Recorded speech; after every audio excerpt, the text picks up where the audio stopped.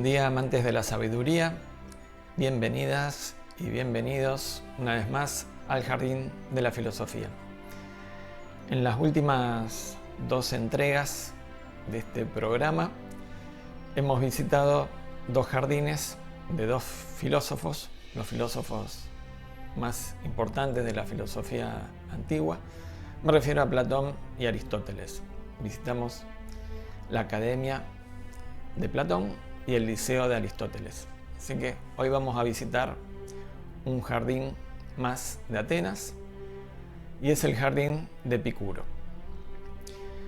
En las anteriores visitas a los jardines intentamos reconstruir estos espacios a través de sus documentos, de sus ruinas incluso, para poder visualizar cómo era el ejercicio del pensamiento, para poder visualizar la filosofía en estos espacios al aire libre, arbolados, donde uno podía juntarse con sus discípulos y amigos también para entregarse al ejercicio filosófico.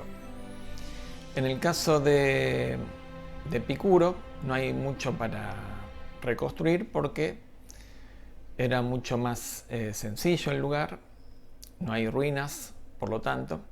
Así que en este video nos vamos a extender un poco más sobre la filosofía de Epicuro.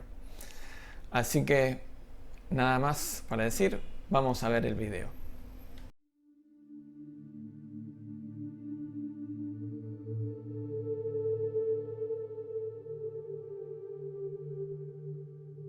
Epicuro nació en la colonia ateniense de la isla de Samos en el 341 a.C. Allí había nacido Pitágoras 2 siglos antes. Recordemos que Platón había muerto en el 347 a.C. y que su discípulo Aristóteles se encontraba en Macedonia enseñando a Alejandro. Su padre Neocles era ciudadano ateniense y se ganaba la vida como maestro de escuela, lo que denotaba un bajo rango social y económico.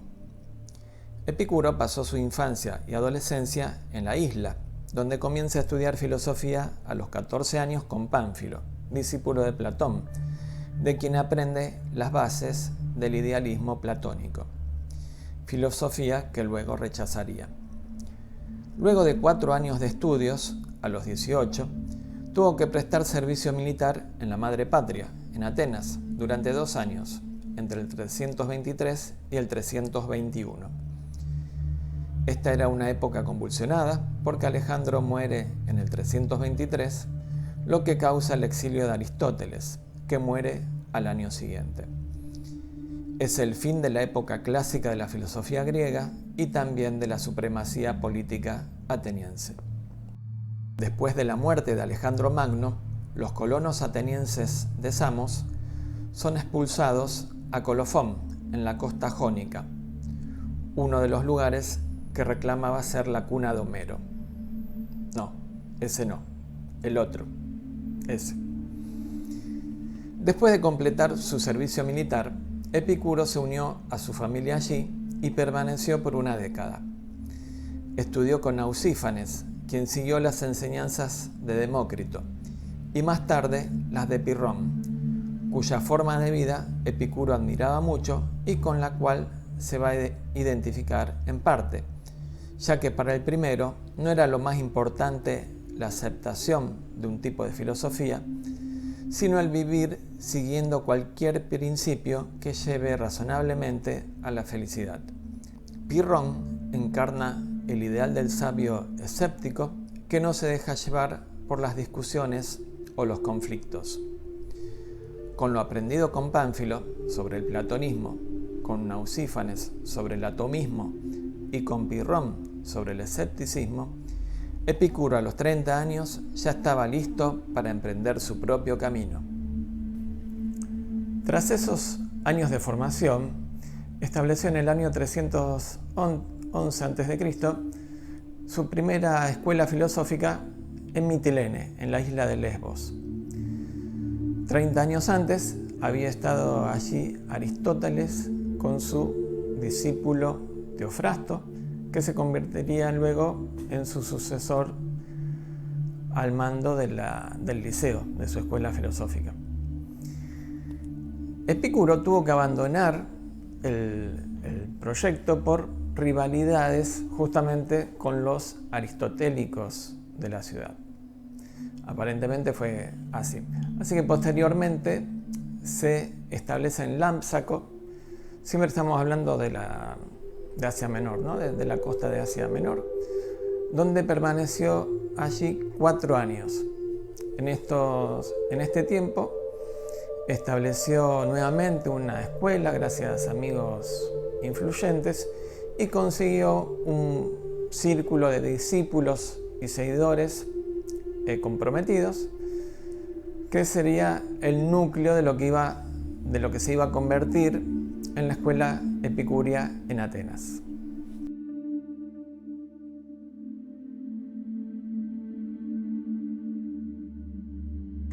Plinio el Viejo, escritor y militar romano del siglo I, que murió en la erupción del Vesubio, en Pompeya, se refería a Epicuro como Philoquepos. Philo es amante y quepos es la palabra griega para jardín. Este quepos nos lo tenemos que imaginar algo parecido a un huerto, si bien se usaba también para descanso y recreación. Particularmente en este caso, para filosofar. Según Plinio, fue el primero en poseer un jardín privado, pues, dice Plinio, hasta él no entraba en las costumbres vivir en el campo dentro de la ciudad. ¿A qué se refería con esto? En el 307 o 306 a.C., Epicuro, a los 35 años, o sea, en la mitad de su vida, volvió a Atenas y compró una casa con jardín al oeste de las murallas de la ciudad, a lo largo del camino que va desde la puerta de Edipilon a la academia.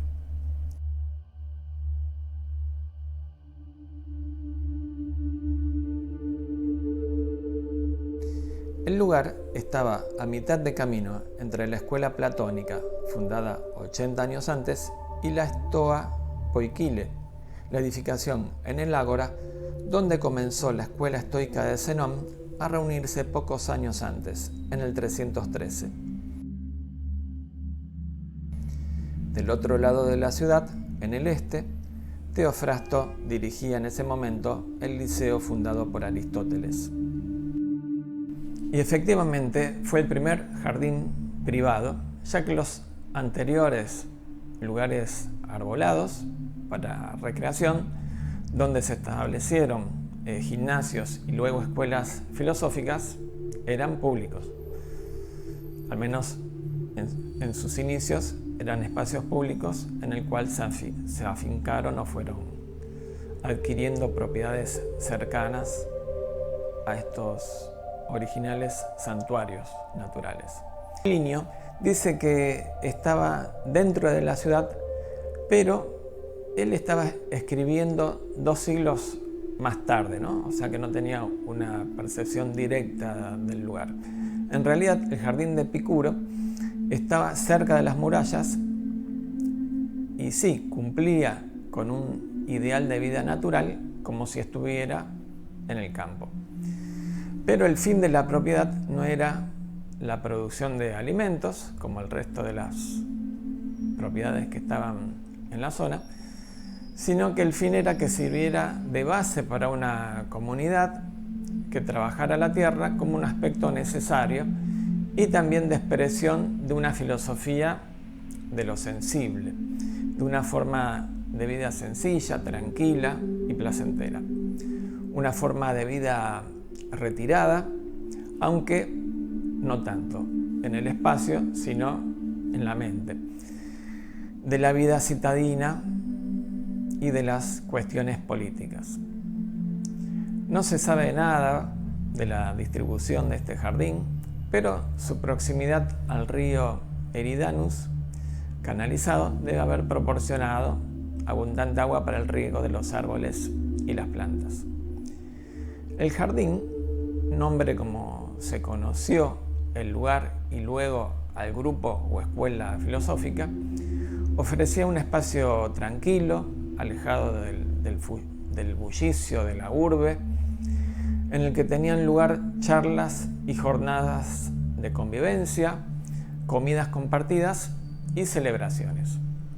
Se trataba de un lugar más destinado al retiro intelectual de un grupo de amigos que de un lugar para la investigación científica o para la paideia o educación superior, tal cual se enseñaba en la Academia de Platón o en el Liceo de Aristóteles. Las clases y reuniones se celebrarían tanto en la casa como en el jardín. Epicuro era, por supuesto, el maestro o guía de la comunidad. Entre los componentes de esta estaban los fieles amigos y seguidores de Lámsaco, Germarco de Mitilene, quien le acabaría sucediendo al frente de la dirección del jardín luego de su muerte, el financiero Idomeneo, Metrodoro, un gran divulgador del epicureísmo, Leonteo y su mujer Temista, el satírico Colotes, el matemático Poliaenus. En la comunidad originaria había varias mujeres, algunas de respetable posición, como la citada Temista, o bien géteras, cortesanas, como Gedeia de Cícico o la ateniense Leontium, que escribió un tratado contra el líder aristotélico Teofrasto, elogiado por Cicerón por su excelente estilo. Lo curioso y lo particular del jardín de Epicuro era que eran admitidas personas de toda condición y clase, lo que llegó a ser en algún momento causa de escándalo incluso. Al menos esta es la forma en que lo recibimos hoy, ¿no? A la distancia. Incluía el jardín a personas respetables o respetadas por la comunidad, pero igualmente a gentes de vida disoluta, vamos a decirlo así. También aceptó Epicuro a esclavos, una cosa rarísima en aquella época, porque era un hecho nunca visto para una escuela filosófica. La gran apertura que tenía el jardín como escuela filosófica tenía que ver claramente con el ideal de vida que se practicaba allí, que aspiraba a la felicidad. Séneca el joven registra la siguiente frase inscripta en la puerta del jardín: visitante, aquí estarás bien. Aquí nuestro mayor bien es el placer. Así resume el escritor y traductor español Carlos García Gual el carácter del jardín. Era, ante todo, un retiro para la vida en común y la meditación amistosa de unas personas dedicadas a filosofar, un tanto desengañadas respecto a la repercusión mundana de las enseñanzas de la auténtica filosofía. El jardín era una escuela donde se buscaba, ante todo, una felicidad cotidiana y serena mediante la convivencia según ciertas normas y la reflexión según ciertos principios.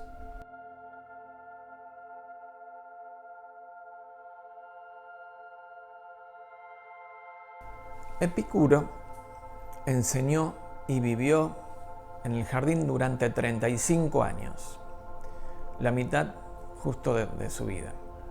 O sea que es el periodo en la que un ser humano hoy más o menos trabaja para poder jubilarse, o un poco más incluso.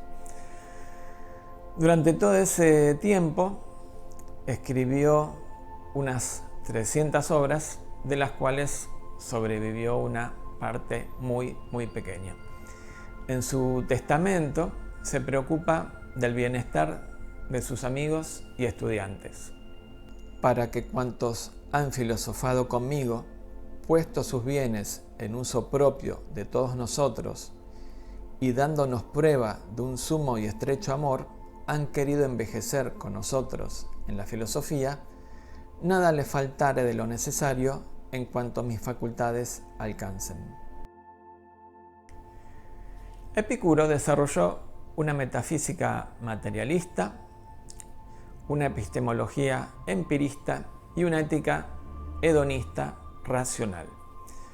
Con respecto a la primera, enseñó que los componentes básicos del mundo son los átomos, unidades eternas de materia, que no se pueden cortar, que vuelan, por el espacio vacío, y trató de explicar todos los fenómenos naturales en términos atómicos. Se diferenció un poco de la escuela de Demócrito al respecto, pero concebía al mundo como eso, compuesto por infinitos átomos en el infinito vacío.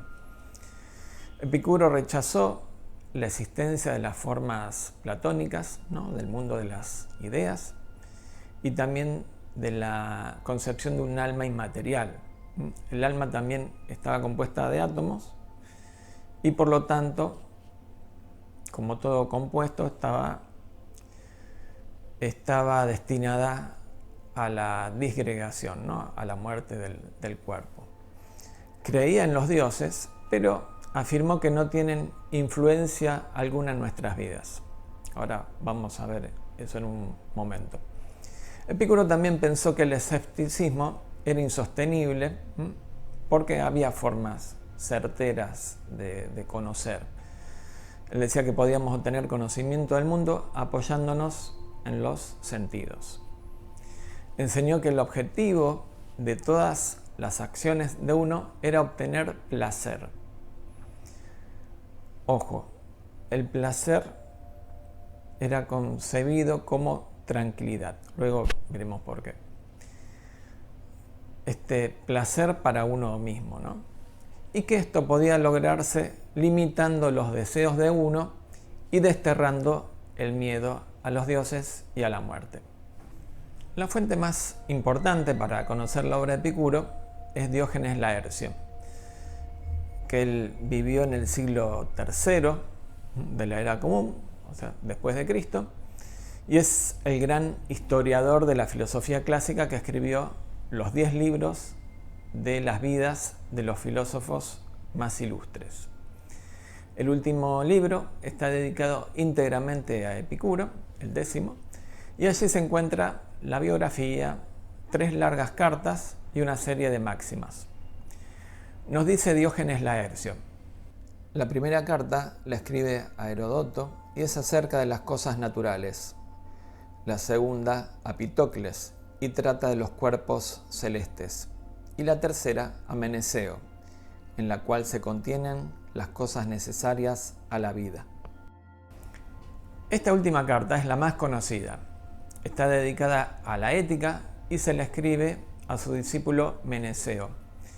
Se le llama, además de carta a Meneceo, obviamente, carta sobre la felicidad. Vamos a examinarla a continuación un poco. Con respecto al ejercicio de la filosofía, dice que el joven no lo debe dilatar y que el viejo no se debe cansar nunca del mismo.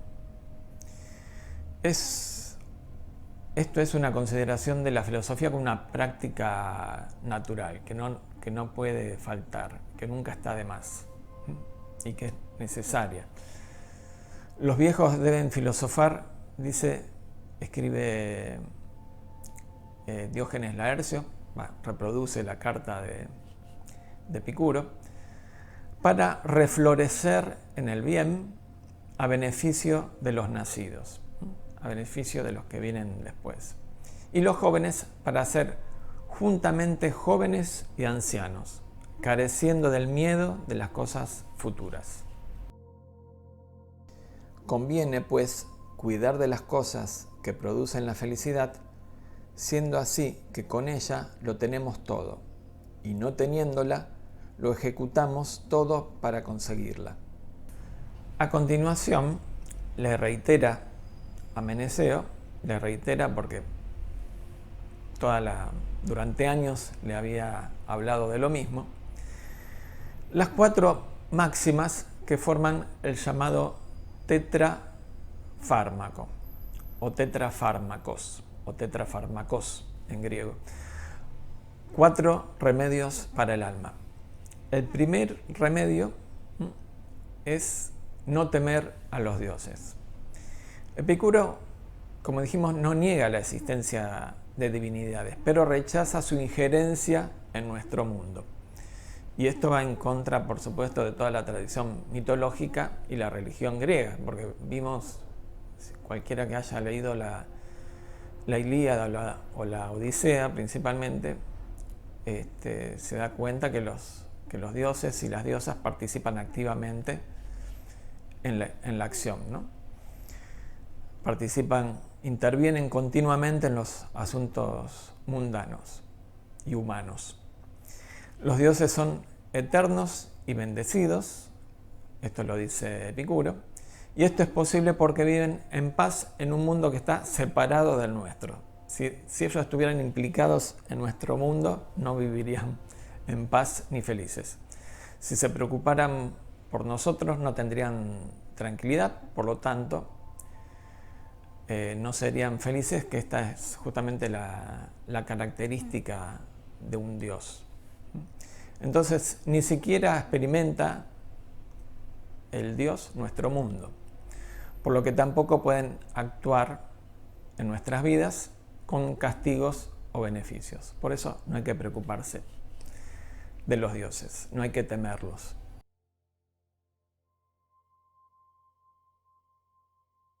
El segundo remedio: no temas a la muerte. No hay razón para temer a la muerte, dice, porque cuando se va la vida, también se va la capacidad de percibir placer o dolor. Cuando estamos, dice, la muerte no está allí. Y cuando la muerte está ahí, entonces ya no estamos. Lo ve como algo, lo resuelve como una cuestión bien práctica, ¿no? De acuerdo a su visión de la materialidad del alma. Pero esto lo explicita así en cuanto a no temer, porque también corrían en la antigua Grecia nociones que hablaban de los castigos en el Hades o en el infierno, ¿no? El tercero: lo bueno es fácil de conseguir. Para una vida simple y natural se necesitan 2 cosas: sustento y refugio, comida y un techo. Estas cosas pueden ser adquiridas por cualquier ser viviente, dice Epicuro, tanto animal como humano, con un mínimo esfuerzo, independientemente de la riqueza. Pero si uno quiere más de lo que necesita, más del sustento y más del refugio, está limitando las posibilidades de satisfacción y felicidad. Y por lo tanto está creando una ansiedad innecesaria en la vida. O sea que es al revés de lo que pensamos, ¿no? Nos pensamos que cuanta más cosas tengamos o dispongamos, vamos a ser más felices, pero Epicuro piensa lo contrario, que nos complicamos en realidad. Por eso lo bueno es fácil de conseguir, el tercero. Y lo cuarto, dice que lo malo es fácil de soportar. Los epicúreos entendieron que en la naturaleza la enfermedad y el dolor no se padecen por mucho tiempo, pues el dolor y el sufrimiento son o cortos y crónicos, cortos o crónicos, o leves y fuertes, o leves y agudos. O sea que la combinación de crónico y agudo es inusual. Por eso es que lo malo es fácil de soportar, porque dura poco. El dolor más fuerte dura poco. Este es el cuarto remedio. Entonces, con estos 4 remedios, uno se saca de encima el miedo a los dioses, a la muerte, el miedo al dolor también, sabiendo que el sufrimiento, si lo tenemos, va a durar poco, o si dura más va a ser leve, vamos a poder seguir viviendo lo más bien y llevando siempre una vida simple, ¿no? Con las necesidades básicas satisfechas, el sustento y el refugio.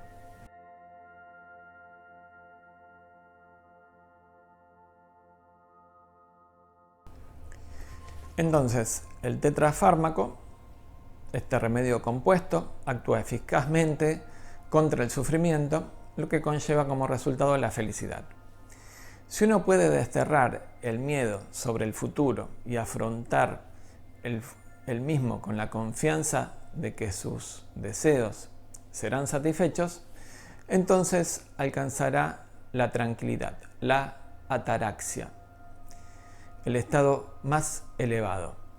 Ataraxia es una palabra griega en donde la A es una negación, es una partícula negativa, y tarache es perturbación o problema, significando ataraxia sin problema, sin perturbación, o ecuanimidad, tranquilidad.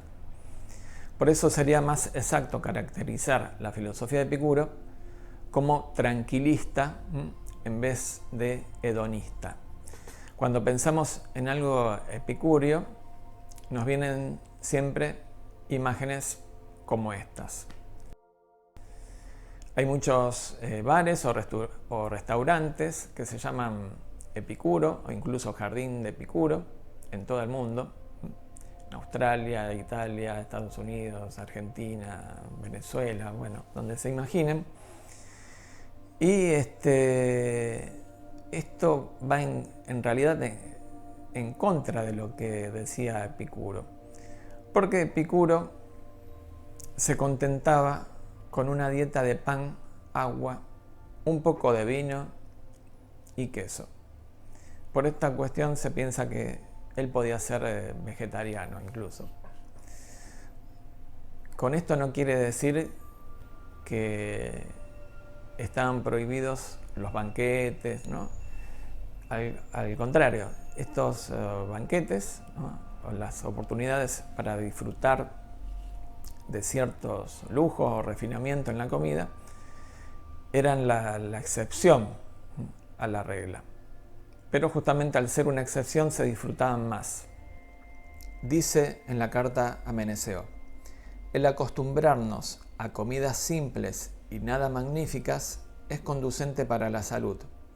Hace al hombre solícito en la práctica de las cosas necesarias a la vida. Nos pone en mejor disposición para concurrir una y otra vez a los convites suntuosos y nos prepara el ánimo y valor contra los vaivenes de la fortuna. Así que cuando decimos que el deleite es el fin, no queremos entender los deleites de los lujuriosos y derramados, y los que consisten en la fruición, como se figuraron algunos, ignorantes de nuestra doctrina o contrarios a ella, o bien que la entendieron siniestramente, sino que unimos el no padecer dolor en el cuerpo con el estar tranquilo en el ánimo. No son los convites y banquetes, no la fruición de muchachos y mujeres, no el sabor de los pescados y de los otros manjares que tributa una mesa magnífica quien produce la vida suave, sino un sobrio raciocinio que indaga perfectamente las causas de la elección y fuga de las cosas, y expele las opiniones por quienes ordinariamente la turbación ocupa los ánimos. Entonces, haciendo una gran síntesis, aunque todos los placeres son buenos y todos los dolores son malos, Epicuro dice que no todos los placeres son dignos de elección, ni todos los dolores deben evitarse. En su lugar, uno debe calcular lo que está en su propio interés a largo plazo y renunciar a lo que le traerá placer a corto plazo si al hacerlo, en última instancia, conducirá a un mayor placer a largo plazo. es lo que llamamos el sacrificio. Bueno, sacrifico algo ahora, pero con la certeza de que de aquí a una semana, un mes, un año, el disfrute va a ser mayor. A este hedonismo racional le acompaña el suprimir el dolor, inhibiendo los deseos innecesarios, como los deseos de riqueza, de poder, de la lujuria, la gula. Lo que podemos asociar con la filosofía budista, con la práctica budista, que encuentra en el deseo la fuente del sufrimiento. El camino budista es justamente quitar el problema de raíz, estirpando el deseo. Al estirpar el deseo, se acaba el sufrimiento.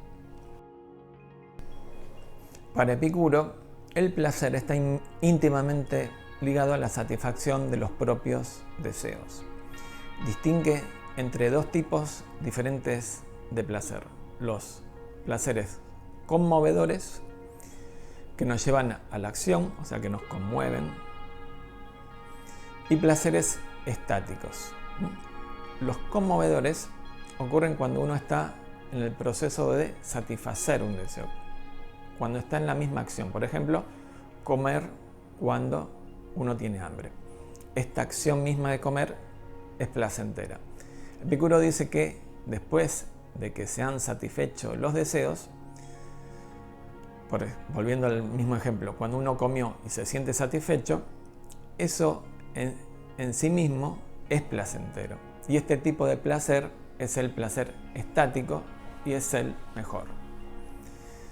Hacia el final de la carta a Meneceo escribe: estas cosas y otras semejantes deberás meditar continuamente, día y noche, contigo mismo y con tus semejantes, con lo cual, ya duermas, ya veles, nunca padecerás perturbación alguna, sino que vivirás como un Dios entre los hombres, pues el hombre que vive entre bienes inmortales nada tiene de común con el animal mortal.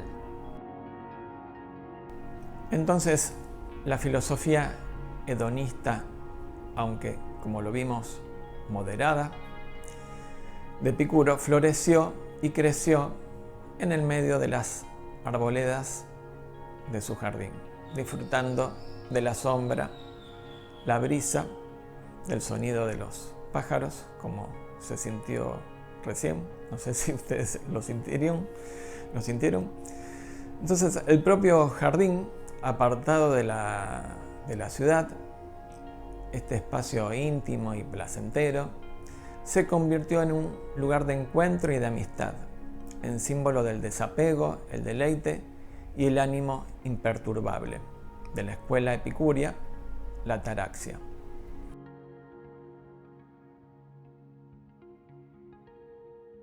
Después de la muerte de Epicuro, el jardín pasó a sus seguidores, enunciados en el testamento, y debían de cuidar de él y de la escuela. Y tanto lo visible, lo material, pero fundamentalmente de lo invisible, la vida honesta y sencilla que llevaban allí. Epicuro encarna cabalmente el ejercicio de la filosofía como forma de vida, como totalidad vivencial, no como simple ejercicio racional y construcción de un sistema para entender el mundo, sino más que nada una forma de disfrutarlo plena y conscientemente, en armonía con todos y con todo. Epicuro decía que en diversas actividades el fruto ganado con tanto esfuerzo llega al final, pero en filosofía el deleite va a la par del conocimiento. No es después de la lección cuando llega el gozo.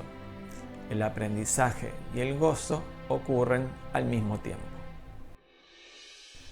Por lo tanto, si disfrutaste de este video y querés seguir llevando una vida epicúrea disfrutando de nuevos videos, suscríbete y activa la campanita para recibir las notificaciones.